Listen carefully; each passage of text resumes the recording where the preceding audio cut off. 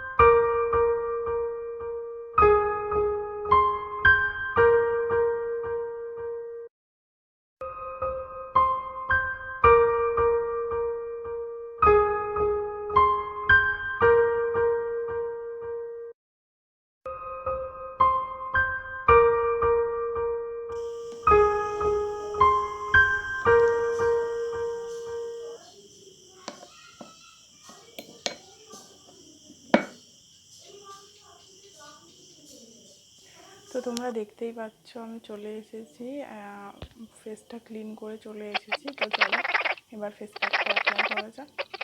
তার আগে আমি চুলটা বেঁধে নিই।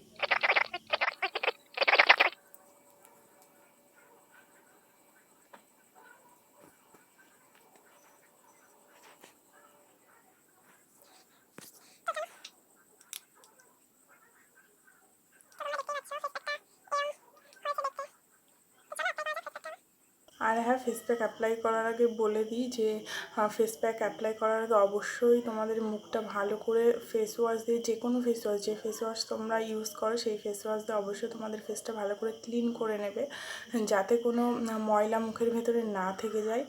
তো চলো ফেস প্যাকটা এবার অ্যাপ্লাই করি।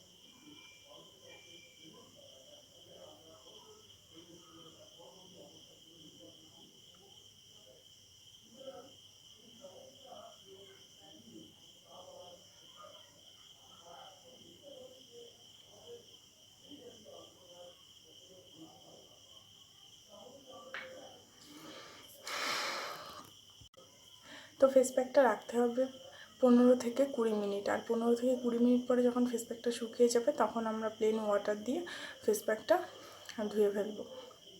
তো চলো ততক্ষণ ওয়েট করা যাক। 15 থেকে 20 মিনিট আমরা এইভাবেই ফেসের মধ্যে রেখে